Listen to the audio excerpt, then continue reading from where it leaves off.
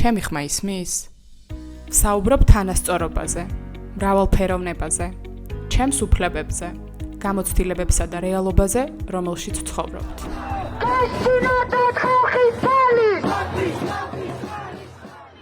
ქეთი,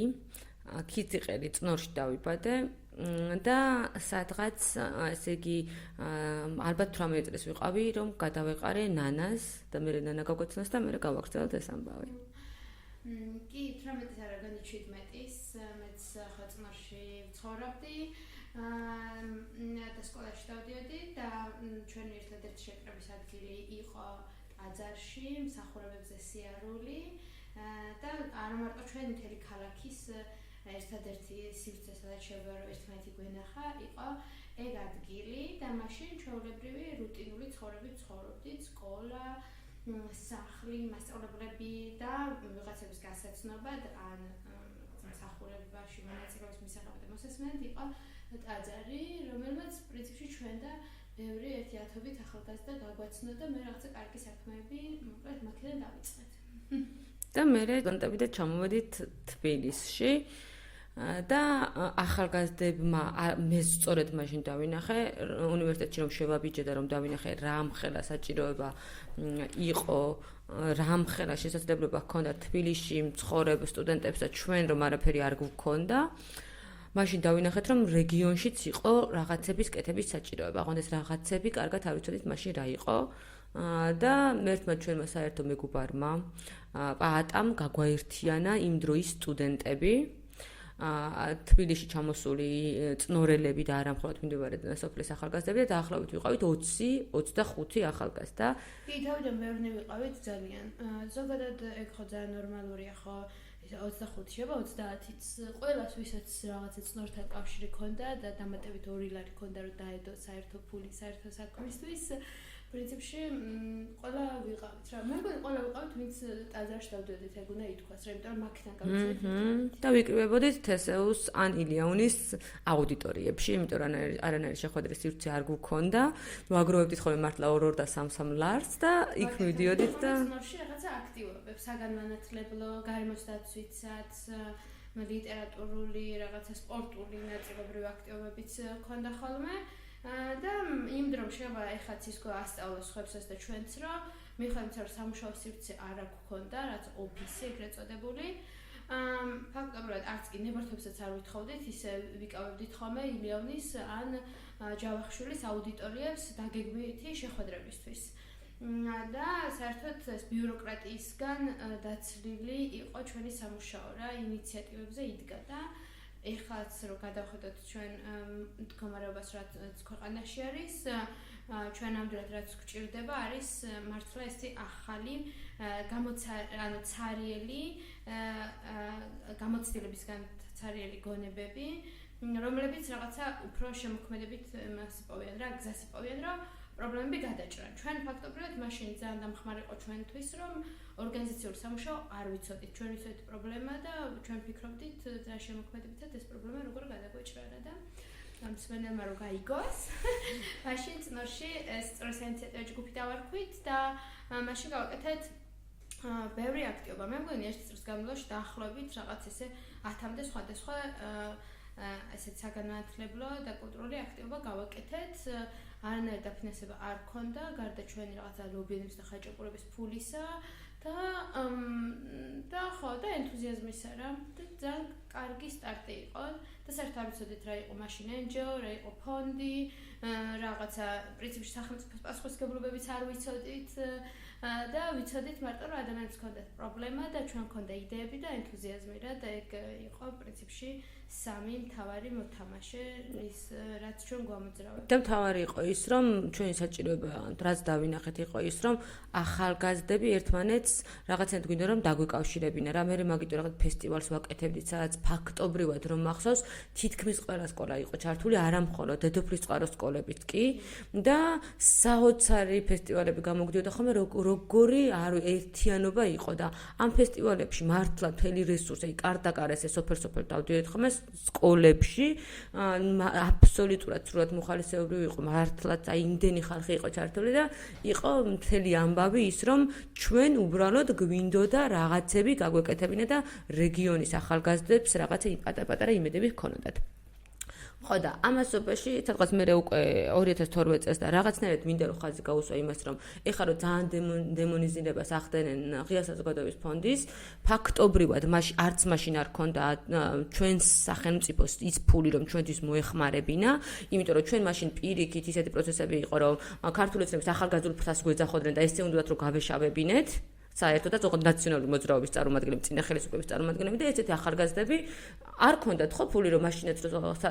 მოეცათ. ანუ უფრო გასაგები რომ იყოს 2012 წელი იყო ხელისუფლების პერიოდი, ვიღაცა ვინც გვესმენა ხა ჯინჯის გაუგებარი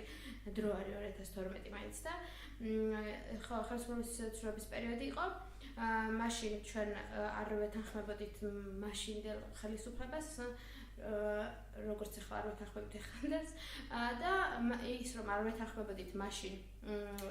მოქმედ ხელისუფლებას ჩვენ ავტომატურად ვიყავით ქართული ეცნების ხარდამჭერები როგორც ახლა ცდილობენ ხო რაღაცა ორი პოლუსის შექმნას როგორც ახლა არ ვეთანხმებთ ქართულ ეცნებას და ამათ შუაში ჩვენ ვართ ნაციონალები ხო და მაშინ 2012-ში პრინციპში ის რომ არ დავეთანხმეთ მაშინ გახსოვს შემოგთავაზე მაჟორიტარმა დეპუტატმა ახალგაზრდულ ფრთაში გაერთიანდა. ოღონდ ნაციონალების ახალგაზრდულმა. ახალგაზრდულ ფრთაში გაერთიანდა და ამაზე უარი რომ ვუთხარით, რა თქმა უნდა, ხელისუფლების ყველა რესურსი ჩვენთვის და ხალხის ხო და ხელისუფლების, ანუ სახელმწიფოსი ჩვენთვის დაიხურა. არამედ ფინანსურად პარკში კინოჩვენებების შესაძლებლობასაც არ გვაძლევთ. და მე მახსოვს პირველი ჩემი შეჯახება აი ამ სახელმწიფოს რაღაცა სიტლანქესთან და ორ პირობასთან ხელისუფლების რაღაცა ორ პირობასთან რომ ფესტივალებს რო ვაკეთებდით რაც შენახსენე ყოველ შემოდგომას წნორში ქიზიყურ შემოდგომას რო ეძახდით ერთ ფესტივალზე დაგვირდნენ რომ აპარატურას გათხოვებთო და ეს არის და არ მოიძიებთო და ეს აპარატურა ძიმდილით გამოდგა რომ არ გვათხოვებს რაღაცა სულელული, მოგონილი, მოტყუილი მიზეზის გამო. ხო და აი ეგ იყო როცა მე მგონი პირველად დაიწყო ჩემი უნდობლობა რაღაცა ზოგადად სახელმწიფოს და ხელისუფლების მიმართ და ესეთ ბუნებრივ ჩანასახში გაჩნდა იდეა რომ ეგეთი ჯგუფები როგორც ჩვენ ვართ უნდა იყოს რაღაცნაირად დამოუკიდებელი და არ უნდა ქონდეს ბევრი გადაკვეთა სახელისუფლება ჯგუფთან რა თუ გვინდა რომ ვიყოთ დამოუკიდებლები და ესაჩვენა აგერ ახლა რუსულმა კანონმაც ამბები. სანამ რუსულ კანონზე მივალთ, იქამდე მე ასევე რომ ვინც გვისმენს რომ გასაგები იყოს, მე მოხდა ხელისუფლების ცვლილება, ანუ უკვე ქოცები ქართული ეცნობა მოვიდა სათავეში, მაგრამ როგორც კი იგრძნეს რომ ჩვენ რაღაცებში აღარ ვეთანხმებოდით, ამბავი იყო ის რომ უკვე დაიწყეს რაღაცა დროს სივრცე მოგვცეს მოკლედ. მოგვცეთ, მაშინაც სასაცილო ის იყო რომ სიამდილეში ძალიან გვიან მოგვცეს ანუ ჩვენ არ ქონდა სივრცე. ანუ დღეს არის ხოლმე კითხვა ბევრისგან, განსაკუთრებით რეგიონებში დამწყები ჯგუფებისგან, რომ სივრცე როგორ მოვიპოვოთ. ანუ შეხვედრების თუ რაღაცა საორგანიზაციო სივრცე, ფიზიკური სივრცე სადაც არ ჩამოვა შეხვდები იქაურს ან იმუშავ არ არის და ჩვენც ესე სულ პარკში ვაკეთებდით ხოლმე ყველა აქტივობას, ან სკოლაში თუ რაღაცა ლიტერატურულ შეხვედრას გავაკეთებდით ხოლმე და ეს დახურული სივრცე არ გვქონდა. და ხელისუფლება შეიცვალა 2012 წელს რაღაც ყოფილი სამხედრო თუ კომისარიატის შენობის ერთი ოთახი 40 კვადრატი თუ რაღაც ეგეთი და უთხარით რომ ეგ მოგვეცითო და აი რაღაცა მოკლედ ეს არის იურიდიულად ვერ გამოიყვანეთ თუ არ გამოერკვნენ და ფაქტობრივად ჩვენ შევედით და დავიკავეთ ეგ შენობა ეგ ოთახი თვითონაც არაფერი არ ვთქვამთ მაშინ მაგრამ სიამდილეში ეგ არ მომხდარა ასე ვთქვათ იურიდიული ხო როგორც სახელმწიფო უნდა ექცეოდეს მოქალაქეებს რა და მე იქ უცებ საიდან გადავხვდით რომ მთელი ეს კონტექსტი კარგად აგვეხსნა ვინ ჩვენ გვისმენს ახლა იმისთვის და უბრალოდ ამასობაში ფაქტობრივად აი კარგად გასაგები რომ იყოს რა სახელმწიფოს არ აქვს რესურსი იმისთვის, რომ მაგალითად ინფრასტრუქტურულ პროექტებს მაინც გაუწყოს და რასაკვირველია, კულტურულ საგანმანათლებლო ღონისძიებისთვის ძალიან ესე შაბლონული თანხები აქვს, მაგრამ ის რომ დამოუკიდებელ ჯგუფებს მისცეს, არ აქვს მაგის თანხები. არა და ბევრი რამე გამოდის ხოლმე. თანხების ნამდვილში აყვევს, ანუ ის რომ ჩვენაირ ჯგუფს ან რეგიონში დამოუკიდებელ ჯგუფებს არ აძლევენ. ხო, არ აქვს თანხები და არ აძლევენ კი არა, თანხები აქვს და არ აძლევენ, იმიტომ რომ ჩვენი დამოუკიდებლობის ისტორიაში ძალიან ესეთი ცოტა ნონსენსა და ჟღერს, მაგრამ დამოუკიდებლობის ეშინიათ, ანუ დამოუკიდებელი ჯგუფების ეშინიათ. ანუ გითხრეს კიდეც მაჟორიტარებმა. ხო, ანუ ყველა გონებდა რომ ანუ თუ მაგალითად აქტიური მხარდამჭერი არ გავხდებოდით მაგათი, გამოვიდოდა რომ ჩვენი სახელმწიფო რესურსით ხელმისაწვდომელი იქნებოდა ჩვენთვის. ხო და ჩემი აზრით, ანუ მთელი ეს დრო რაც ჩვენ ან სხვა ორგანიზაციებმა ხარჯეს, გაცემა თუ ქალებმა იმაში რომ ხელისუფლება დაგვერწმუნებინა რომ ის რაც საყოველთაოა ჩვენთვისაც მოიცათ და ეგ ამხდარიყო ჩვენი ორგანიზაციებისთვის დასაყრდენი, მაგის ნაცვლად ან მაგის პარალელურად უნდა გვეკეთებინა რაღაცა სხვაც, რაც ჩვენ დამოუკიდებლობას მოგცემდა, იმიტომ რომ ჩვენ ყოველთვის ხედავდით რომ მყიფე იყო გარემო და ანუ ეხლა თუ ქონდა ხელისუფლებისგან მხარდაჭერა რომელიღაცა ჯგუფისგან იქნება საპარლამენტო ჯგუფისგან თუ თვითმმართველობის რომელიმე ჯგუფისგან მხარდაჭერა, ეგ შეიძლება ერთ დღეს გამქრალიყო უპროგნოზოდ და მოულოდნელად ანუ ეს ხო და ერთ წამთ ამასობაში რაღაცა გაურკვევლად ვარ დარჩეს ის ღია საზოგადოების რო ვახსენეთ, სწორედ ამიტომ იქ მივდიოდი რომ მოკლედ ეს დამოუკიდებელი ჯგუფი, რომელსაც ძალიან მარტივი გვინდოდა კინოჩვენებების ჩატარება სკვერში და არა მხოლოდ ღია კინოჩვენებების, სადაც სხვადასხვა ფილმების განხილვა იქნებოდა, შეხვედრა იქნებოდა, დისკუსია იქნებოდა. აი ამისთვის პირველად ფაქტობრივად ღია საზოგადოების ფონდმა დაგვიჭირა ოფიციალურად მხარი, რომ ხო, ანუ სოროსის ფონდმა, რომელიც ახლა გაშავებულია, სწორედ მაგის ახსნა მინდა, რომ ეს ადამიანები თუ დაინახავენ, რომ მართლა რაღაცა თავისუფალი ჯგუფია და კარგ საქმეს აკეთებს, ძალიან მხარდამჭერი იყო და დღემდე ჩვენ რო გვაქვს პროექტორის გასაშლელი ეს რა ქვია დაფა, სწორედ დღემდე წარმოგიდგენთ რაღაცა 13 წლის შემდეგაც ისევ ვიყენებთ, იმიტომ რომ რეგიონში რაღაცა კარგი ამბები მოხდეს. ამიტომაც ძალიან რომ შავდება ხოლმე, ხა მაგალითად რამდენი წელია ჩვენ სოროსის ფონდთან არანაირი საერთო პროგრამა და რამე არ ქონია, მაგრამ ის რომ თავის დროზე ძალიან მნიშვნელოვანი როლი ითამაშეს, ძალიან უხერხულია რომ ამაზე ავლაპარაკოთ ხოლმე თან თუდათაც რომ აშავებენ. ანუ თავიდან ბოლომდე მოკლედ რეგიონში რომ რაღაცების გაკეთება გვინდოდა, დამოუკიდებლები რომ ვიყავით, არც წინა ხელისუფლებას არ მოსწონდა, არც ამ ხელისუფლებას და მართლა რომ ჩვენი მეობა გვქონოდა, სწორედ ეს ამერიკის და ევროპის ფონდები ხედავენ ხოლმე. აი ამის ახსნა მინდოდა და გავაგრძელოთ, გადავიდეთ შემდგომ ამაზე როგორ დაიბადა ცოდნის კაფე. ხო, და ეს ეგეთი პატარა ინიციატივებიც კი მაგალითად რომელსაც ჩვენ ვაკეთებდით იდეაში თვითმმართველობისთვის და ხელისუფლებისთვის უნდა ყოფილიყო მაგალითი ცოტა ფულით როგორ შეიძლება კარგი და დიდი საქმეების კეთება. მაგრამ მიუხედავად იმისა, რომ მე მგონია რომ დაინახეს ეს კინოკლუბიც რა კარგად მუშაობდა და როგორი გაუგებულები იყვნენ ნამდვილი ხალხი რანაირად დადიოდა ამ ჩვენებებზე და მე დისკუსიებზე როგორ რჩებოდა. მის მიხედვით რომ ეს დაინახეს და დაინახეს რომ ამაში ბევრი ფული კი არ არის საჭირო, მონდომებაა საჭირო, არ გააკეთეს თვითონ და არ გააგრძელეს. რატო? იმიტომ რომ ენთუზიაზმი არ არის სახელმწიფო ჯგუფებში ყოველთვის ეს ხომ სამწუხაროდ და მეორე რომ სადაც მაგათთვის ფული არ კეთდება, ის ადგილები არ არის მაგათთვის საინტერესო. ანუ ხო რა ძალიან სამწუხაროა, მაგრამ მთელი აი ფაქტობრივად რომ დავინახავ ჩვენ რასაც მუშაობთ ან 12 წელი ვხედავთ რომ რაღაცის დუბლირება არ გააკეთეს. ერთ-ერთი რაც სადეს, ცოდნის კაფე ვინც არის ჯერ რომ გავაცნოთ, მაგრამ მე რაც სადეს ხელისუფლებამ რისი კლონირებას თუ რაღაცა მაგალითად აღება ცადა, ეს არის ცოდნის კაფე. ეგეც ცადა, არაფერი. ევროპულ ღირებულებებზე როცა იყვნენ მორგებულები, უფრო მეტად მაშინ ყველაზე ახლოს როცა იყვნენ ევროკავშირთან, სავარაუდოდ უფრო მაშინ სცადეს ის რომ რაღაცნაირად მოდი ეგეს გავაკეთო. დავიწყოთ ახლა რაც შეეხება ცოდნის კაფეს. 2016 წელს ახალგაზრდობის სააგენტოს გამოცხადებული რომ ჰქონდა საგრანტო კონკურსი. ახალგაზრდობის სააგენტო ჩვეულებრივ სამთავრობო ფონდი იყო, რომელიც ასევე არასამთავრობო ორგანიზაციებს აძლევდა სახელმწიფო ბიუჯეტიდან თანხებს. მაგრამ ერთ ჩართვისთვის ეხლაც არის ახალგაზრდობის სააგენტო, მაგრამ ჩვენ უნდა გავთვალისწინოთ რომ ის 2016 წელი, როცა ჩვენ თანამშრომლობთ ახალგაზრდობის სააგენტოსთან, დღეს არის 2024 წელი, რეჟიმია 25 წელი, დღესაც რეჟიმია, დღეს რეჟიმის პრობლემებში არსებობს ახალგაზრდობის სააგენტო, მაგრამ ჩვენ არ თანამშრომლობთ ეხლა უკვე მათთან, იმიტომ რომ სრულად არის საცეცი, მოკლედ ახალგაზრდების პროპაგანდის გატარებისა იმისა, რაც რეჟიმს უნდა. 2016-წელს ჩვენ თანამშრომლობთ ახალგაზრდობის აგენტოსთან. და ფაქტობრივად ქართულ ეს ცოდნის კაფეს იდეა იყო ის, რომ ყოფილიყო სივრცე, სადაც იქნებოდა შეხვედრების სივრცე ახალგაზრდებით, სადაც იქნებოდა ბიბლიოთეკა, ანუ წიგნებზე ხელმისაწვდომობა იქნებოდა და სადაც იქნებოდა კაფე, ანუ კეთილმოწყობილი სივრცე იქნებოდა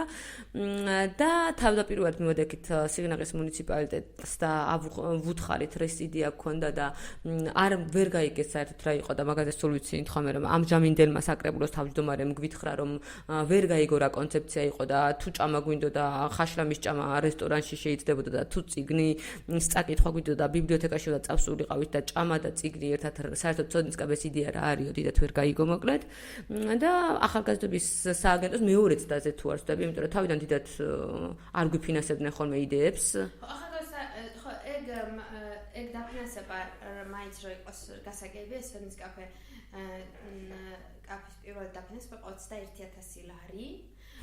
და მანამდეც რაღაცა მსგავსი იდეით ბევრჯერ მიმართა თქვენ მე-13-მეოთხედს დაიყო როცა ხარ დაგვიჭირეს იმიტომ რომ 2016 წლის პირობებშიც მიხედვით რომ ხელისუფლება ახალი იყო და რაღაცა ისეთი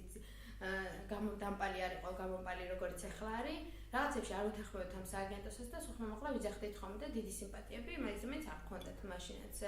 ამ სააგენტოს ჩვენ მიმართ მაგრამ ეს არის რაღაც ტიპის ობიექტურობა ეთქვა გქონდათ დარჩენილი ჩემი აზრით რა მხარი დაგვიჭირეს და ხო და 21,000 ლარი და მიხედვით რომ სახელმწიფო ფონდი იყო და სახელმწიფო სააგენტო იყო და რამდენჯერმე მერიას მიმართეს კიდევაც რომ ხარს რო არ გვიჭერდნენ სივრცით ხარი დაეჭირათ ეს მაინც გაჯიქდა ანუ მაგალითად რომ არის ხოლმე კითხვა რომ რამის გაკეთება რომ მინდა რეგიონში აბა სივრცე არ არის ჯერთი რომ სივრცეები არის მაგრამ სურვილი არ არის ხელისუფლებისგან რომ ეს სივრცეები თუნდაც 30 კვადრატი 40 კვადრატი პატარა სივრცეები ხო და არა შენობები ოთახებიც კი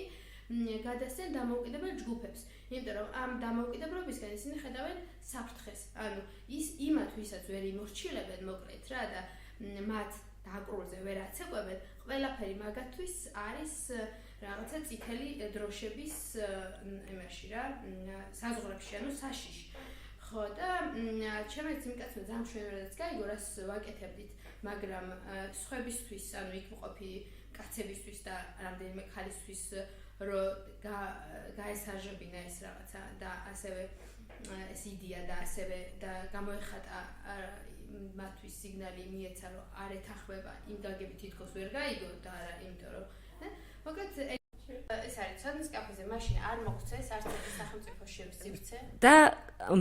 მსმენელმა რომ კარგად გაიგოს მაგალითად რა იყო ხოლმე უარის თქმის მიზეზი აი პირობითად ერთ-ერთი შენობაზე გვითხრეს რომ შიფერი აქვს ამ შენობას ერთ გადაფარებულიო არ ვიცი რაზე იყო ეს კაცი დასწრებული და გვითხრა რომ აი შიფერზე რომ წვიმა ჩამოდისო ისო ჩადისო მე მიწაშიო და ეხლა ქვეყანამ დაიწყო ახალი ის მიმართულება რომ შიფერი აღარ იყოს გადახურულიო და ამიტომაც არის თქვენი ჯანმრთელობისთვის საშიშო და მაგიტომ მაგ შენობას ვერ დაგიწყო შეგიძლიათ რომ გადახუროთ ჩვენ ვთქვით რომ რა ვიცი ახლა ამხელა შენობა როგორ გადახუროთ ესე იგივე აიო და დღემდე იმ შენობას ხარ 2016 წელს ლაპარაკი ანუ გავიდა 9 წელი რა თქმა უნდა ისევ შიფერი აქვს გადახურული ხო ეს ის საყვარელი არგუმენტია ხოლმე ან რა ვიცი მაგალითად ჩვენი სივრცე მე მეორე სივრცე რომელსაც თავაზობდით რომ დაეთმოთ სახელმწიფო სივრცე ხო სახელმწიფო საკუთრების ის იყო რომ ანუ ჯერ საერთოდ თუ გახსოვს ეკონომიკის სამინისტროს ბალანსზე იყო როგორც იქნა ეკონომიკის სამინისტრომ გადმოსცა ადგილობრივ თვითმმართველობას რომ ადგილობრივ თვითმმართველობას ჩვენთვის გადმოეცა და მე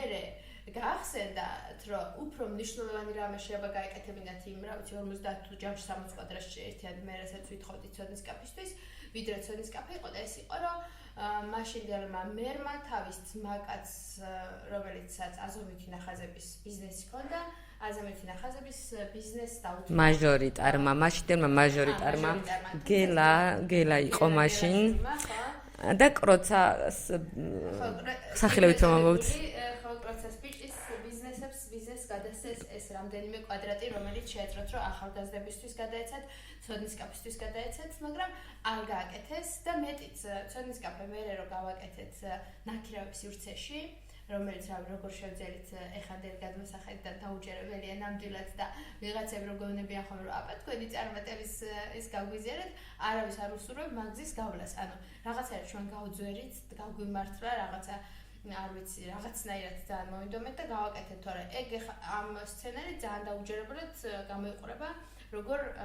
თავზე ხელაღებით გავხსენით ნაკრების სივრცეში, რომელიც თვეში ღირდა 1000 ლარი, იმ სივრცეში ცოდნის კაფე, ხო, რომელიც თან გავიხსენოთ რა. არა. 2016 წელს 1000 ლარი იყო ბევრი, ანუ ესეც რო გააზრების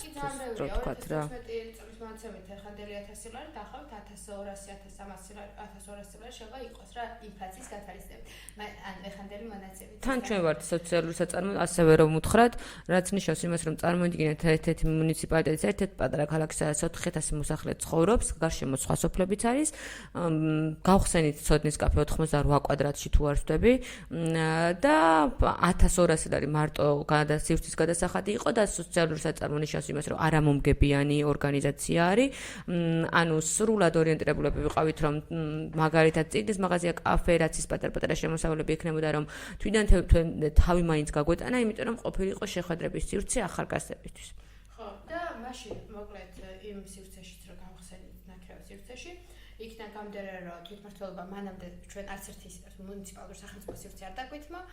და ჩვენ რა თქმა უნდა ამაზე დავუპირისპირდეთ, არაფერი კარგი არ გვითქვია, არც იმსახურებდნენ რა თქმა უნდა და ეს ცოდნის კაფე გახდა ცოდნის კაფე მოინიშნა თვითმმართველობისთვის ისეთ ადგილად, სადაც მისვლა აკრძალული იყო მათი თანამშრომლებისთვის, მათი თანამშრომლების შვილებისთვის და კაი ხანი რომ გავხსენით რაღაც 1.5 წელი ფეხი შემოდგომის უფლება არ ჰქონდათ იქ მომუშავე ადამიანებთან, სათუთროში მომუშავე ადამიანებთან დაახლოებულ პირებს, ხო და მე ეგრე მახსოვს რომ პირველად როცა მოვიდნენ ჩვენთან შეხვედრაზე ცოდნის კაფეში ეს იყო თუ არ ვცდები, მაშინ იყო და ვაკეთებდით ხოლმე საჯარო ლექციებს სხვა თემაზე და მაშინ იყო გარემოსდაცვის მინისტრი გიდგრა აგულაშვილი, ესე მახსოვს და გარემოსდაცვის საკითხზე გააკეთა საჯარო ლექცია, რაღაც მინისტრი ჩამოვიდა ძალიან. თან გასაგებად რო თქვათ, გახსენდა ერთ წელში აი მართლაც აი ძალიან ბევრი შეხვედრები გავაკეთეთ, 100-ზე მეტი შეხვედრა გავაკეთეთ. ხო, ანუ წელიწადში 365 დღე და ყოველ მესამე დღეს შეხვედრა იყო, სადაც მინიმუმ 20-30 ახალგაზრდა უფროსთაობა, სხვა თაობის ადამიანები ესწრებოდნენ მოქალაქეები, რიგით მოქალაქეები. აი მართლაც ყოველდღიურად რაღაც ხდებოდა ცოდნის კაფეში და ნუ ბოლოს თვითონ ცენტრალური ხელისუფლებიდან რომ ვიღაცები მოვიდნენ და რომ ჩამოვიდნენ, ეს იყო მწვანე შუქი იმისთვის, რომ ადგილობრივი თვითმმართველობის წარმომადგენლებსაც შეეძლოთ რომ მოსულიყვნენ და მოდი ეს ვთქვათ, რადგან თვითმმართველობას თავისი თვითცენზურა ჰქონდა ჩართული, რომ ხო, არავინ არ უკრძალავდა ისე კი. თორე არავინც არ უკრძალავდა. ეს იყო რაღაცა არ ვიცი მე ნათელი დასტური იმისა, რომ არც ახალგაზრდული საკითხები ესმოდათ, არც თავისუფლება ესმოდათ, არც ინიციატივის ფასი ესმოდათ და ბოროტებაც კიდე ნაწილობრივ, იმიტომ რომ ჩვენ ქალაქში რო კეთდება რაღაც, რაც ქალაქის რა ვიცი მე განვითარებას თუ ცნობადობას ემსახურება, რატონა გიშლდეს ნერვებს სუმცირე, ხო, თუ ვერ ეხმარები, რატონა უპირისპირდებოდე მაინც რა. ხო, მაგრამ ეს არის, იცი მე მგონი ჩვენ შეხედავდნენ ხოლმე ხშირად და მე მგონი ახაც არის ხოლმე ესე რომ ეს არის რაღაცა ტიპის მას რა, ანუ ხშირად მომისმენია ხოლმე მაგათქა რომ აი მე ჩვენ ადგილას თქვენ იქნებით და რაღაც ეგეთი და გონიათ რომ აი ეხავი უნდა შევეწილოთ რაღაცა, ეხავი უნდა გავხდეთ მერები და ისინი საკრებულოს თავმჯდომარეები რა. ანუ აი კონკურენტს ხედავენ რაღაცა ტიპის ალბათ. დათმობის საფრთხეს რა. ხო და ეს არის და ანაირად არ ქონდა ეგ განზრახული რა და თუ ოდესმე განვიზრახავთ რაღაცა ეგეთი დებილური მეთოდებით მაგალითად არ შევართ ხო რაღაცა და რო გაგვიჭირდა ამასობაში სივრცის გადახდა, იმიტომ რომ მართლა კომუნალური რთულია ხო რეგიონში მით უმეტეს არსებობა IP-ისთვის, რომელიც სრულად ორიენტირებულია იმაზე, რომ თან განავითაროს ადგილზე ახალგაზრდული მიმართულება, მე ამასობაში ჩვენმა ახალგაზრდებმა, რომლებიც ჩვენთან მოსულები იყვნენ, უფროსი თაობის მიმართულებით დაიწყეს პატარ-პატარა პროგრამების განხორციელება, მე ეთერი ბებო მოვიდა, ასევე ერთი უსაყვარლესი ბებო, რომელიც ფაქტობრივად გახდა იმის სახე, რომ რაღაცნაირად უფროს თაობაზე დავიწყეთ ზრუნვა, იმიტომ რომ მიხვდით, რომ არავინ არ ზრუნავდა საერთოდ უფროს თაობაზე და პატარ-პატარა ამბებს ვაკოწიწებდით და ამასობაში ძალიან გაგვიჭირდა გადახდა და მაშინ დაიბადა ესეთი ფიქსირებული ხარჯი მარტო გადახდა ხო არ იყო ფიქსირებული ხარჯი დაახლოებით ესე სადღაც მინიმუმ 3000 ქონდა და ეს რაღაცა ფაქტობრივად მაშინ დელისამიტას ეხა დაახლოებით 4000-ია და ეს პატარა ქალაქისთვის წიგნის გაყიდვით და ყავის გაყიდვით მიღებული მოგება მაგდენი გონი რაღაცა შეიძლება თბილისშიც არ ტოვებდეს რა ესეთი მარტო წიგნით და ისე და მაგიტომ მე გადავიდი სხვა ნაკლებად ფარტში. მასობაში თან გადავწყვიტეთ რომ ცოდნის კაფეს ქონოდა საკუთარი სივრცე და მაჩხანი გვაქვს ჩვენ ქვემო მაჩხანის თეატრი გვაქვს რომელიც 1899 წელს გაიხსნა და რომელიც მოქალაქეთა შემოწირულობებით და მოქალაქეთა თავგანწირვით რომ მოეგროვებინათ თანხა გაიხსნა და აშენდა და წარმოიდგინეთ რომელ საუკუნეში ქიზიყელებმა მოახერხეს რომ აეშენებინათ თეატრი და ნანა მე დღესაც თქვა ესე პოსტი გამოდო Facebook-ზე დაწერა ანგარიშის ნომერი და თქვა რომ თუ აგერ მე-19 საუკუნეში ქიზიყელებმა ააშენეს ქვემო მაჩხანი სადაც დაინახეს საჭიროება რომ ყოფილიყო კულტურული რაღაცა ტიპის სივრცე 21 საუკუნეში თუ ხალხო ვიაზრებთ რომ რეგიონს ჭირდება სივრცე დამოუკიდებელი ჩარიცხეთ ამ ანგარიშზე და ხალხმა დაგცინა ხო არა ზოგ ბევრმა უფრო დაგცინა ხო ეხა დაგცინა ხმა მაღლა ვაჰაჰა არ დავცინა სიგიჟე იდეაო აი ხლა ანუ ისეთემაც რა ვინც მხარს გვიჭერდა მანამდეც რაღაც აქტივობებს გვიფინანსებდა გვითხრა რომ მიწაც არ გაქვთ არც შენობაზე არაფერი არ არისო 5 ლარი არ გიჭირავთ ხელშიო და როგორ უნდა აშენოთო და ეს არის და რა ვიცი მაგრამ გჯეროდა რომ ან მართლა იმიტომ რომ ეგ ხალხი ვინც ეს თეატრი ააშენა 9 წელი აშენებდნენ და ანუ რა ვიცი ხალხი იმათ თუ შეძლეს და მარტივად არც ინე არ შეძლებდნენ არაფერი მარტივად აგ რაღაცა ჩვენც ამდენი წლისები ვართ და არაფერი არ ხდება რა ანუ ისე რაღაც თავისით ხელისუფლების რაღაცა ცვლილების მოლოდინში რაღაცა შენ რაღაცა დიდს თუ არ ავიღებთ ჩვენზე რაღაცა დიდს თუ არ დავიწყებთ აი პატარაც არ მოხდება რა თან ჩვენი დიდი მაშინი იყო სადღაც წარმოგვედგინა რომ თან ეს კარგად რომ გაიგო რომ 100 კვადრატი უნდა ყოფილიყო ეს სივრცე ცოდნის კაფე წარმოგვედგინა რომ მიწას ვიყიდით და მე ერთ დაახლოებით 100 კვადრატ სივრცეს ავაშენებდი და ეხლა არის რამდენი მე გამოვიდა რომ ცოდნის კაფეს არქიტექტორების გუნდთან ერთად დავიწყეთ მუშაობა და რომ სჯეროდით რა გვინდა რომ შიგნით იყოს საბოლოოდ გვინდა რომ ყოფილიყო შიგნით წიგნის მაღაზია, ბიბლიოთეკა, კაფე, არაფორმალური განათლების სივრცე, ტექოთახი, არт-რეზიდენციის სივრცე, საერთო სამუშაო სივრცე, პატარა სამზარეულო. ხო და თავისთავად ანუ ეს 100 კვადრატში გულით რო გდომე და ვერ ჩაატევდი. ხო და ამიტომ ეხლა გამოვიდა რომ მასშტაბი უნდა გაგვეზარდა და 460 კვადრატი არის ეხლა. ფაქტობრივად ცოდნის კაფეს ჩემზე დაახლოებით ესე 700 კვადრატამდე სჭირდება იდეაში მაინც, მაგრამ ნუ ახლა არის 460 კვადრატი. რაც უნდა ითქვას, რომ ძალიან კარგია, ძალიან საამაყო, იმიტომ რომ საქართველოს პრინციპში ბოლო დამოუკიდებლობის ისტორიაში ჩვენ ეგეთ პრეცედენტი რომ ხალხმა ააშენა საგანმანათლებლო სივრცე მიწაიყი და არ გქონია და ძალიან კარგია, იმიტომ რომ ხო და ერთი კიდე რა უნდა მითქვა, 2021 წელს დავიწყეთ თუ გახსოვს რა ქვია ეს შენებლობა და მაშინ მოკლედ სადღაც რაღაცა დროს აღარ მახსოვს ხა წლები კარგად, ესე იგი ერთ-ერთი მერი თუ გამგებელი ერქვა მაშინ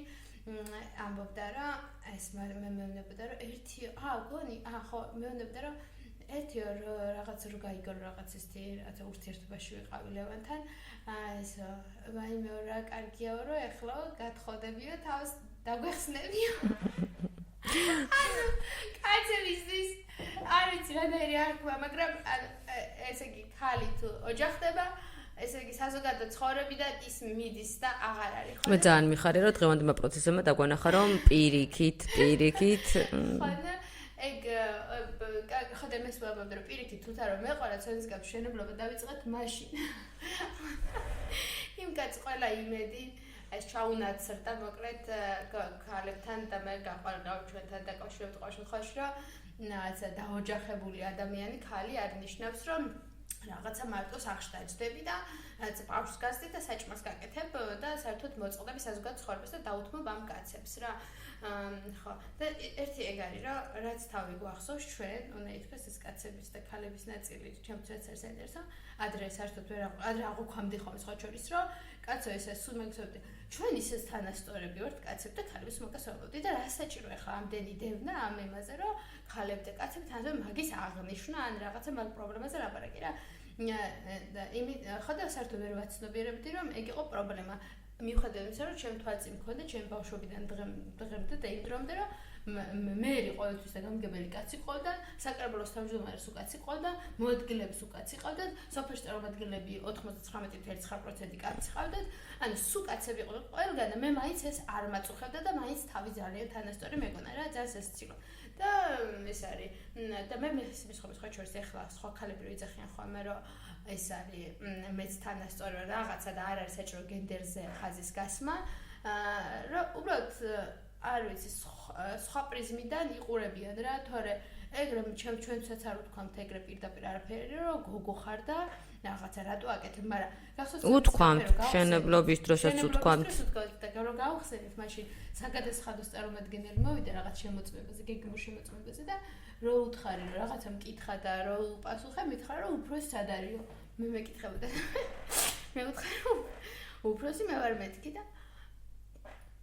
კიდე მეკითხა რომ უფროსი სად არისო და მე ვუთხარი რომ აი რაღაც პირადობას გაჩვენებთ რომ მე ვარ და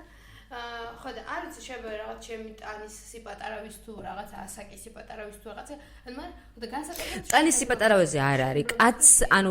ითხოვენ ზოგადად უფროსად უფრო ჩვენ საზოგადოებაში მით უმეტეს ასაკიან ხალხში აღქმა არის ის რომ უფროსად აღიქმება მამაკაცი ამიტომაც ჩვენი გამოწვევა ის არ იყო რომ აი დიდი ქალი დამალაპარაკე ჩვენი გამოწვევა იყო ის რომ თუნდაც მშენებლობის დროს თუნდაც ზოგადად როდესაც გამოწვევას ვაწყდებით იმიტომ რომ ქალს ბევრი ანუ რაც არ უნდა იყოს მე ჩვენ კი აღვიქავთ აბსოლუტურად ჩვენ გარშემო არის ის სიტუაცია რომ აბსოლუტურად თანასწორუფლებიანად ვართ აღქმული მაგრამ მეორე მხრიდან არის ზოგიერთ შემთხვევაში ის რომ არ აღგიქვავენ ანუ კაცს მიაჩნიათ რომ კაცის თანასწორად მალაპარაკე კაცი რომ მოვა მაგას გეუბნება და ეგ არის გამოწვევა განსაკუთრებით ეს ქონებების ნაწილი იქ არ აქვს პრობლემა მოკლედ რომ გაღიარო თანასწორად სადაც ძალაუფლება და ფული არ არის მან გაღიარებენ მაგრამ სადაც მოდის ფული და ძალაუფლება ქონებრივი საკითხები მან საერთოდ ერორდებიან რა რაღაც შერანერთ ხარ მაგალითად ჩვენებლობა რომ დავიწყეთ ანუ იდეაში უნდა ეთანხმებინათ ხოლმე ჩვენთან რაღაცები კი და ჩვენ უნდა გვეთქვა და მე ჩაებარებინათ ხოლმე მშენებლებს იქნებოდა ეს თუ რაღაცა მომწოდებლებს მასალების და რა ისე დამცინავად მაგალითად რო ვეუბნებოდით რომ მაგალითად გვინდა კედლის პირობითად კედლის გარესვა და და შეღება ანუ საბოლოოდ გვინდა რომ შეღებოთ ეს კედელი თეთრად ვიღაცას რო ვეუბნებით ბრიგადას თუ რაღაც ხელოსნების ჯგუფს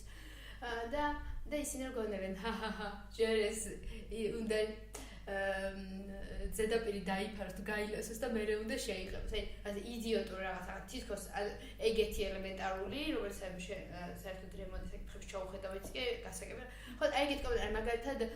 ის არის სიტყვაზე ვამბობ რა ბლოკი რაღაცა 20-იანი და 40-იანი და იცირისთვის გინდა და რაღაცა სიცი ანუ რისთვის ხო აი რომ ვყიდულობ ესე იგი ვიცი ეს ბლოკი რისთვის მინდა რა გაცინებს ხო მაგალითად ან რაღაცა ცემენტი მასეთი მაგალითად მოკლედ ეხლა ძალიან შინას ჩავდე მაგრამ ანუ სულ კონდათ ეს გაბრაზება გაკურობა ან დაცინის ის რომ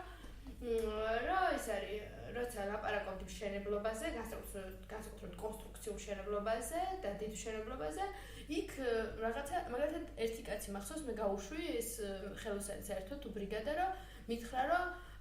ვინმე კაცი დამალაპარაკეო და ნუ ეს ბევრს უთხოს ვარა რომ უთხარი რომ მე უნდა მელაპარაკოთ თქო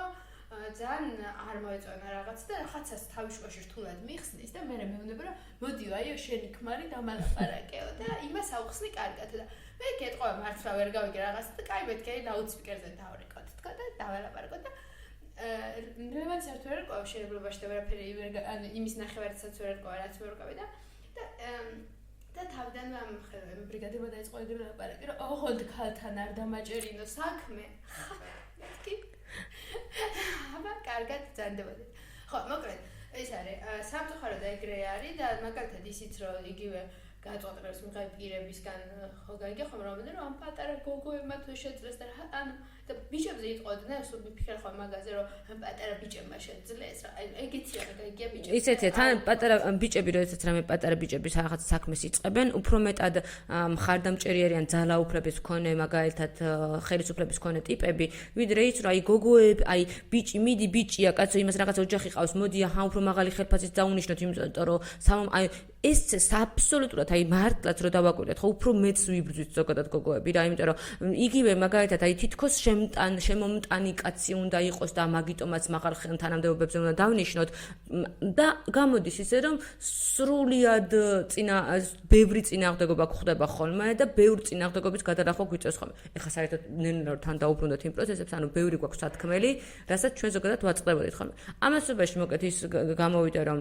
ავაშენეთ აი ამ წვალებაში ცოდნის კაფეც პირველი და მეორე სართულიც გავარემონტეთ და თან პარალელურად რომ თქვა რაღაცა ეტაპზე ცოდნის კაფემ სრულად შეწყდა ფუნქციონირება, იმიტომ რომ არ ქონდა იმის თანხა რომ პარალელურად იქ სადაც მერე ვიქირავეთ, იქაც ყოფილიყავი, თან ახალი შენობაც გაგვერემონტებინა და თან ეგეც უნდა ვთქვათ, რომ ჩვენ ამ ცოდნის კაფეს სრულად მოხალისებად ვაშენებდით რა, ანუ ის რომ მაგალითად ხალხი რომ ამაში თანხას დებდა და თანხაც რომ რიცხავდა, ჩვენ ეს თანხა ჩვენ ხელფასად რომ მაგალითად გვიარსება, რამდენი წელი შენდებოდა, ხო 2021-ში დავიწყეთ და 2017-დან დავიწყეთ თანხის მოგროვება. ანუ ესე იგი სადღაც 4 წელი და მე 24-მდე, ხო, ანუ სადღაც 7 წელი იყო თანხის მოგროვების და მშენებლობის კამპანია და ჩვენ ეს იყო ჩვენთვის ის რომ მოდი რეგიონს რაღაც გავუკეთოთ და სრულად ესე მოხალისებრად ვიყავით ამ ხელა რაღაც წამოვიკიდეთ ტვირთად. ხო და ნუ თან მთლიანობაში ეს რაღაც მაგალითად ამერიკის ელჩი ჩამოვიდა რაღაც დროს და დაათვალიერა და ეხა წამოგივათ ჯიბეებში ფულები, ანუ ხალხის დამოკიდებულებას იყო მართლა ძალიან გულას ბევრი კი რა თქმა უნდა დღემდე ცოდნის კაფეს ძალიან დიდი მხარდამჭერია და მოდი ისიც უთხრათ მაყურებელს რომ ბევრი მოქმედი და არამოქმედი მინისტრიც ეხლა აი ამ მთავრობიდან არიან ცოდნის კაფეს მაშენებლები აი ამ რეჟიმიდან უბრალოდ დანიშნავს იმას, რომ ანუ ეს საერთო საქმე როცა იყო და როცა მართლა ძალიან მაგარი იყო, აბსოლუტურად თავადაც მხარდამჭერები იყვნენ, ეხლა უბრალოდ რუსეთმა იმდენად ხელში დაიჭირა, რომ სრულად ამერიკისგან მართულებს გვეძახიან და სრულად შეიცვალეს გეზი ადამიანებმა, რომელთაც თვითონაც მაშენებლები არიან. აი ეს რო გარკვევით გაიგოს თან მაყურებელმა, აი წამებში ცოდნის კაფე საერთო სახალხო ქართველების გაკეთებული და აშენებული სივრცეც კი გააშავეს, იმიტომ რომ ვიღაცა რუსმა უთხრა, რომ ეხლა ჩვენ არ გვჭირდება ევროპული ღირებულებები და არ გვჭირდება ის რომ ხალხისთვის კეთდებოდა, ანუ არანაირი ევროპული არ არის ცოდნის კაფე, ხო? სრულად ქართული არის და უცებად ჩვენებენ რომ არა ის რაღაცა რა მთელი ცხოვრება რომ უფროს და ახალგაზრდაობის მიმართულებით პროგრამებს ვაკეთებდით და ვემსახურებოდით და გვიხაროთ და რასაც ვაკეთებდით, თურმე ეხლა ამაზე გვაჯერებენ რომ არის რაღაცა არასწორი და რაღაცა ცდილობენ რომ ხალხი დააჯერონ რომ თურმე მე რომელიც მართლა 17-18 წლიდან ვაკეთებ იმას რომ ჩემ ხალხს ვემსახურო და თბილისიდან წნორშიც იმიტომ დავბრუნდით რომ რაღაცა კარგი საქმე ვაკეთოთ, თურმე ჩვენ ვართ მოღალატეები და მართლა პირდაპირ გვაიძულებენ რომ დავრეგისტრირდეთ რაღაცა სიაში, რომელიც ამბობს რომ შეიძლება იყოს ქვეყნის მოღალატე. ანუ სრული პრინციპების ამოყილავება იყო და რუსული საქმით პირდაპირ ქართულ ტრადიციებს ებრძვიან და თან გეუბნებიან რომ ეს არ არის. აი ძალიან ცუდი სიტუაცია შეიქმნა და თან ნენენა პროცესებს მიყვეთ რომ ხალხსაც ცოტა არ დავყაროთ და თან გავაგებინოთ რა პროცესებში ვართ. რუსულ კანონის დროსაც მაშინ პირველი ინიციირების დროსაც და მეორეს დროსაც ვიყავთ ქუჩაში და ზოგადად უნდა თქვათ რომ ვაკეთებ, ანუ ჩვენ გარდა იმისა რომ ერთი რასაც ვიცით რომ უაკეთებთ არის კულტურის განვითარების პროგრამები ახალგაზრდების უფროს თაობისთვის, მაგრამ ასევე მყისიერ საჭიროებაზე სულ რეაგირებთ ხომ რა, კოვიდის დროს მაგალითად ეს იყო რაღაც მოხუცების დროისთვის კარდაკარ სახში სიარული და სხვადასხვა რაღაცების მიწოდება, ახალგაზრდებისთვის ტექნიკის და სწავლის გადასახადის მნიშვნელობა. ით გაგაწყვეტინებ თან რომ ახსნათ კარგად. ცოდნის კაფეს სიმხელა მხარდაჭერა აქვს ხალხისგან, რომ მაგალითად როდესაც განათლების ფონდი საჭიროება დავინახეთ და ვთქვით რომ ახალგაზრდები კოვიდის დროს პანდემიის დროს სახლებში დარჩნენ და ძალიან ბევრ ტექნიკა არ ჰქონდა, სადღაც 3-4 დღეში 18000 22,000 ლარები გროვდებოდა მოქალაქეები რიცხავდნენ ჩვენ ფონდებზე თანხას, რომ ჩქარ-ჩქარა მაგალითად კარდაკარ მერე დავდიოდით მე და ნანა და არ ვუყურებდით სოციალურ დაუცველი იყო თუ არა, ასევე მოხალისეობრივად კი სრულად მართლა და ხო და წნორელების და არა მხოლოდ და ვარკვევდით ვის ჭირდებოდა თანხა, პირადად იმათ ხვდებოდით და 100-ზე მეტი მარტო პლანშეტური კომპიუტერი შეუძინეთ, იმიტომ რომ უბრალოდ ჩამორჩნენ საგაკვეთილო პროცესებს, იმიტომ რომ ოჯახში არ იყო ერთი რაიმე ტიპის ტექნიკაც კი, სადაც რომელიც ინტერნეტს დაუკავშირდებოდა და ოჯახებს არ ჰქონდათ ინტერნეტი. აი ამ ტიპის საქმიანობას ვახორციელებთ ზოგადად რეგიონში თან რომ რაღაცნაირად გარკვეული იყოს. და მე მოკლედ რუსული კანონის პერიოდში ჩვენ გიგმავდით რომ ცოდნის კაფე ოფიციალურად გავგვეხსნა, მაგრამ რაღაც ქვეყანაში ისე იყო საქმე უკვე რომ ანუ უაზრობა იყო რაღაც მომავლის პროექტის კეთება, მაშინ თითქოს კერდა, იმიტომ რომ რაღაც გაცილებით დიდი და მძიმე და ყოფნა არ ყოფნის საკითხი იწყებოდა და ვთქვით, რომ არჩევნები რო იქნებაო და ხელისუფლება რომ შეიცვლებაო, მაშინ ხსნათ ოფიციალურადო და ეს პერიოდი რუსული კანონიდან არჩევნებამდე გამოვიყენეთ რაღაც საგამოძიებო პროგრამისთვის, კარდაკარის კამპანიისთვის, სტადი არჩევნებზე კამპანიისთვის, პოლიტიკური პარტიებთან რაღაცა ხალხის საჭიროების მისატანად. მაშინ ყველა პოლიტიკური პარტია ჩვენ ქართულ ოცნებასაც მივწერეთ და ქართულ ოცნებასაც არა, პირველ რიგში ქართულ ოცნებას მივწერეთ, იმიტომ რომ დიდი რისკი იყო, რომ არ მოსულიყვნენ, ამიტომაც რაიმე ტიპის манипуляციას რო არ ქონოდა ადგილი, პირველ რიგში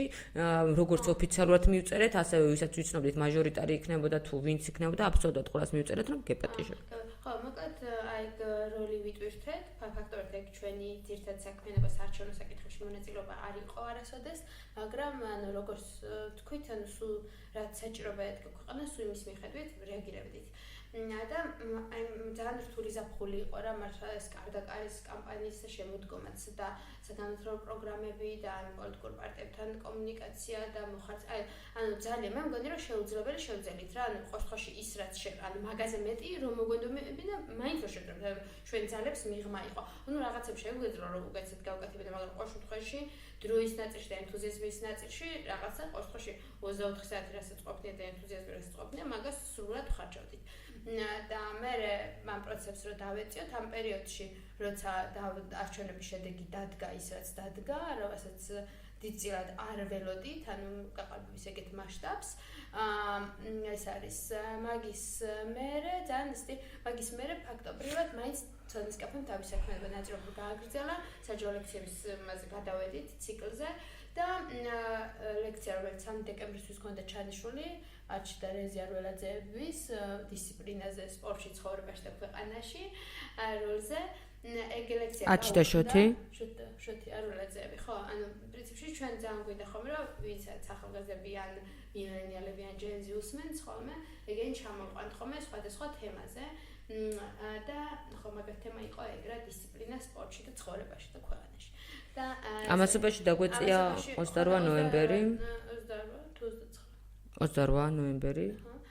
და მოკლედ ეგ ლექცია გაუქმდა და მაგის შემდეგ ყველაფერი გაუქმდა ცოდნის კაფეში რაც დაგეგმილი ჰქონდა ანუ დეკემბრის მერე დღემდე ამ მონაცემით ცოდნის კაფეში არც ერთი აქტივობა არ ჩატარებულა ფაქტობრივად რაღაცნაირად თავად საგაფიცვო რეჟიმში იყო იქ და არის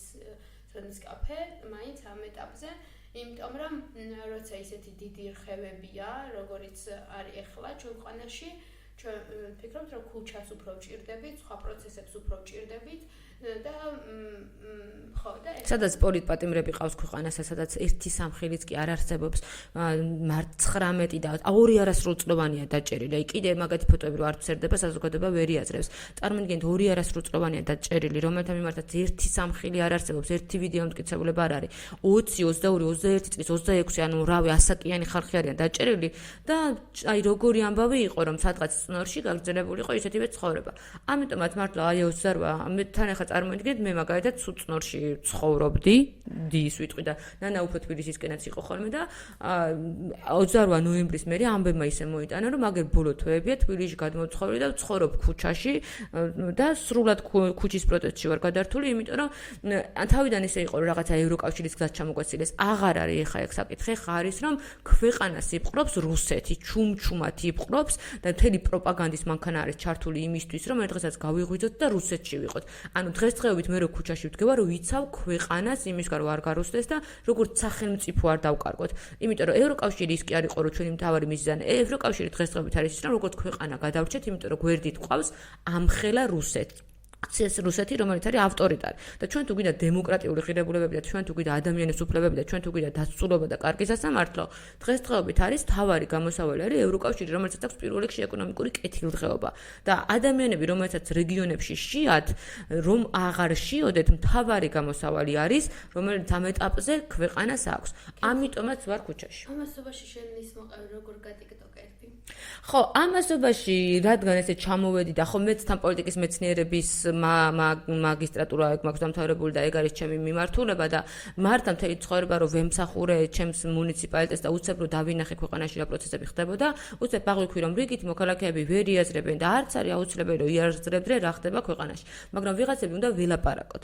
ხო და მოკლედ დავიწყე პატარ-პატარა ტიკტოკების ჩაწერა, იმიტომ რომ რეგიონში აი კარგად რო აღვთანა რა ხალხი ზის და ძირითადად მას ტიკტოკს უყურებს, იმიტომ რომ Facebook-ზე უფრო ბაბლი ვართ ხოლმე და ერთმანეთის ბაბლი ვართ და ერთმანეთის ბაბლებში კარგად ვეღარ გადავდივართ ხოლმე და TikTok-ზე ასკროლის დროს მართლა ვენახიდან მოსული კაცი არის თუ რა ჩაცუცქული ბირჟაზე მყოფი ტიპი არის, ყველა სკროლავს. ხო და ამასობაში დავიწყე მარტივი ვიდეოების ჩაწერა TikTok-ზე. ხო და ჩემ და გასაკვირად სადღაც ბოლო 1-2 თვეში იმდენი ნახვა ჰქონდა, როგორ გითხრა და 2-3 მილიონი ნახვა ჰქონდა ხოლმე თვეში ჩემ ვიდეოებს. ხო და ამასობაში რომ ჩამოვედი და ქუჩას რო შემოვრჩი, ასევე Facebook-ზეც და TikTok-ზეც აღმოჩნდა რომ დღესდღეობით მართლა რატო არ ბრუნდები კითხვას რო უსვამ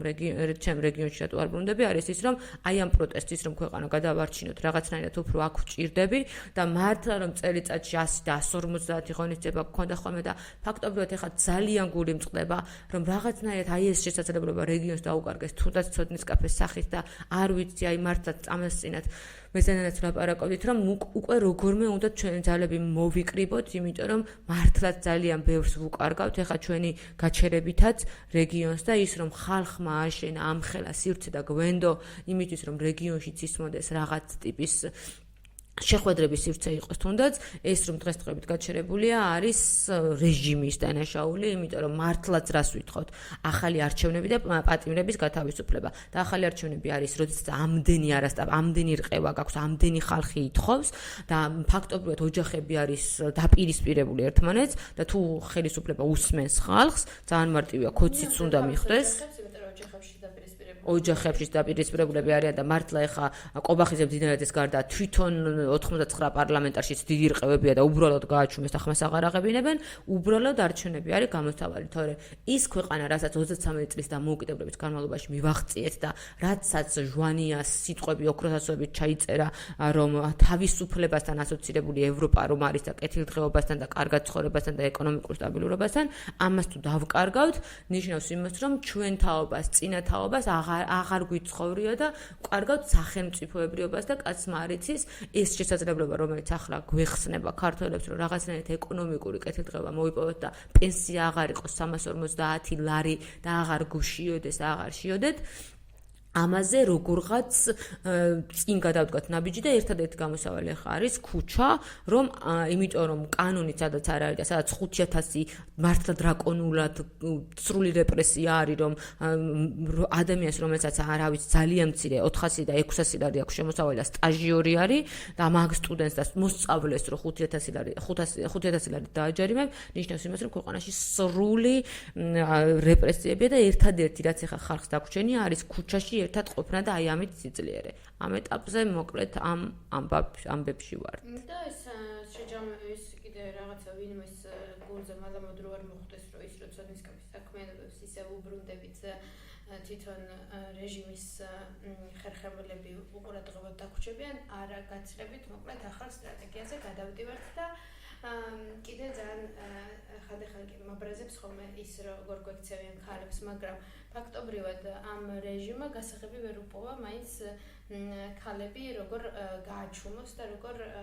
გატეხოს რა, ანუ აი მართლა ხან რა გვეძახეს, მაგრამ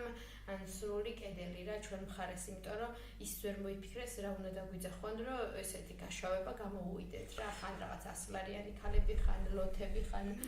დამოკიდებულები, ხან რაღაცა ცუდიშვილების გამზრდელები, მაგრამ ანუ ფაქტია რომ ვისაც ვერ აჩუმებენ, სადაც სუსი ვერ მუშაობს ფაქტობრივად და არის ქალები და ფაქტობრივად ეგეც უნდა ითქვას რომ რატო, იმიტომ რომ ჩვენ ქალებს ვინც ქუჩაში ვართ, არც ძალაუფლება გვაქვს დასაკარგი, არც ქონება გვაქვს დასაკარგი, გვიყვარს სამშობლო და ხო მეტი ყველაზე მთავარი რაც შეიძლება რომ მომხდარიყო, ყველაფერი მოხდა და აწი ახლა ვიღაც უნდა შეგვაშინონ რა. ხო, ამიტომაც მართლაც ეს ძალიან თან რაც თავარია, ახლა არ ვიცი, ბევრი ხარბათ ისეთიც მოგვისმენს, რომელიც ერთხელ მაინც რუსთაველზე არ ყოფილა და სულ მაგას ვიძახი ხოლმე, რომ კარცერ ლუქსივით რა, თავის დროზე რომ ესე რომ მიიყვანო და რომ გააჩერო 2 საათი მაინც ძალით, მგონია რომ ყველა შეიყვარებს რუსთაველის პროტესტს, იმიტომ რომ იქ დღესდღეობით არის ხალხი, რომელსაც სამშობლო აი მართლა შინაგანად უყვარს, ქვეყნის გადარჩენისთვისაც არის და თიც ვერ გაიშე რომელინვესთვის თუ ერთი პროვოკატორი არ არის, რომ რაღაცნაირად წუდად იქცევა, ან საერთოდ 1% შანსიც არ არის, რომ ის გულანთებული ხალხი, რომელიც დღეს რუსთაველზე დგას, გაშავდეს. ამიტომაც მე მჯერა, რომ გავიმარჯვებთ, იმიტომ რომ ყველაზე ახლოს არის ახლა თუნდაც ამერიკაო, ვითომ კოცების მხარეს არის, არანაირად არ არის, იმიტომ რომ დღესდღეობით კოცები ლაგდებიან რუსეთთან, რუსეთი ლაგდება ირანთან და ჩინეთთან და ამერიკა არასდროს არ დალაგდება ირანთან და ჩინეთთან და ამიტომ რუსეთთანაც. ამიტომაც ახლა პროცესების დალაგების დროს, რა თქმა უნდა, ამერიკაც ისევ წამოგვეშველება და უფრო მეტად მხარს დაგვიჭერს, ევროპის სრული მხარდაჭერა გვაქვს და ჩვენ ვართ ევროპული ცივილიზაციის მქონე ხალხი, რომელიც მართლა თანასწორობით მოვდივართ და ამიტომაც გავიმარჯვებთ და აი ერთი წამითაც არ მეპარება ეჭირო, საბურავად გავიმარჯვებთ. უბრალოდ